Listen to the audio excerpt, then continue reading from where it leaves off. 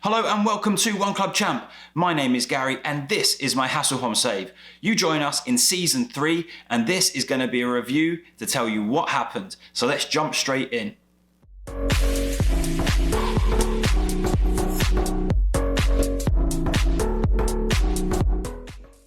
We start with 25 games into the season and as you can see, Hasselholm are top of the table.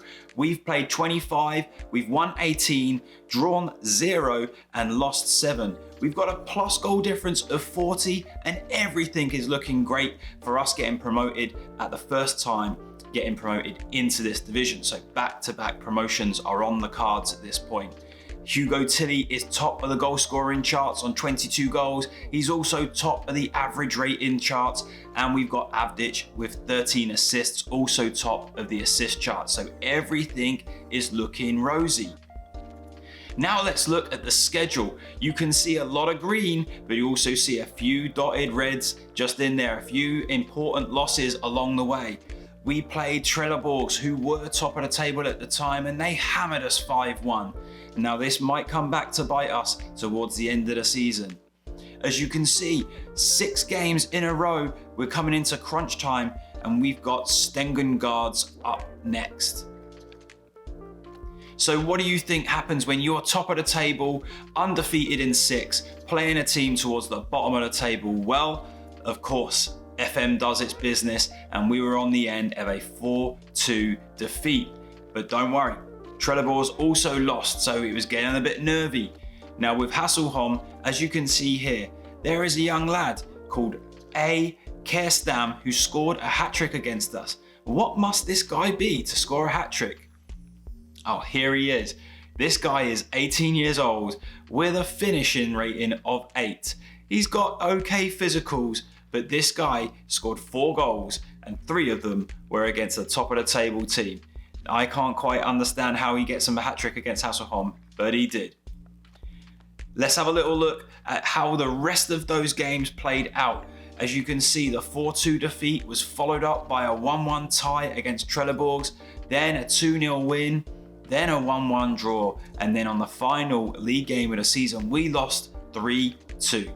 Now that loss meant that we went into the playoff system because we had finished second in the table. Now, the way it works in the Swedish divisions, that you play in a playoff to get promoted and you will play against the team that was in the relegation position from the division higher. So our opponent was a team called Osters, and in the first leg, we got a 3-1 win with goals from Maximo Guzman, Hugo Tilly and Juan Manuel Gorreta.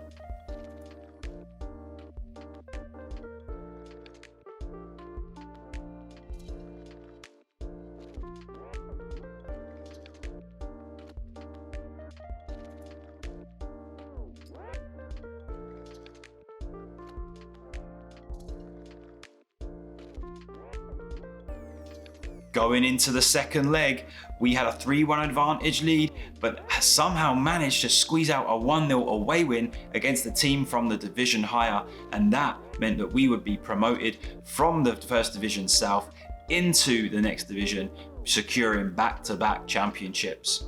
So here's how the table looked at the end of the season. On 30 games, Hasselholm finishing second on 59 points with 2 draws in the end. And as you can see, Hugo Tilly top of the charts with 24 goals. Hugo Tilly also top of the average ratings with 7.58 and Avdic on 15 assists. So that meant that Hasselholm got back-to-back promotions. Let's have a look at the accolades to see what happened with the Hasselholm Fan Player of the Year or Young Player of the Year, and there is a lot of Hugo Tilly on this. Hugo Tilly wins Fans Player of the Year, Young Player of the Season, Top Goal Scorer, Most Man of the Matches and highest average rating. He is also the league record goal scorer for Hasselholm, as you can see here. Most league goals by a player in a season, most goals by a player in a league match, and Hugo Tilly is pretty much our talisman at this point. So let's have a look at his attributes and how he is playing right now. He finished the season on 24 league goals with that 7.58 rating. His physicals are looking great, jumping reach of 16, and that really complements his 6.3 height and his weight obviously is 12 stone, so he's a decent sized lad, and he's only 22. So far in his career, he has played 54 times for Hasselholm and he's scored 42 goals. Now, getting promoted to what would be the Swedish version of the championship meant that we went from being part-time to full-time. So we then got professional status, meaning we are now full-time, we can train every day, and that is great for our youth development and it's great for our club all round. And also, I won Coach of the Year, but you wouldn't think that everybody would be happy about that. Elliot Hellman, there are still elements of our fan base who doubt Gary Dawson's influence on the team. Remarkable. Manfred Wahlgren, I really don't want Gary Dawson in our team for much longer. He's getting too big for his boots. And Nelly Callender, I'm a little fearful of complacency now. This award has come at a bad time. I wonder what happens to Gary Dawson as we go up the divisions. That's 2 promotions in 3 years and people want him out. Let's take a look at our supporter profile update. Our hardcore fans at Hasselholm is at a portly 5%. We're a core of 20%, family of 32, fair weather fans have seen an increase of 10%, 0 corporate fans, and 33% casual fans.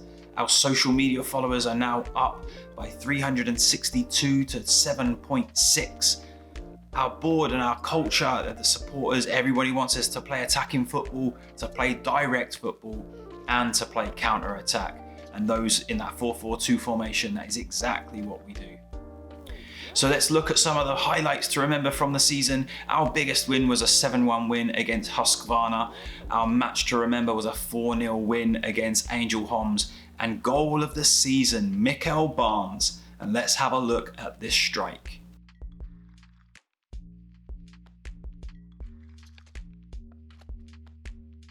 Now, one of the added bonuses that we have becoming professional was that we might have a little bit more money. So we went and got the Hasselholm legend himself, and that is Peter Crouch, and he became our director of football.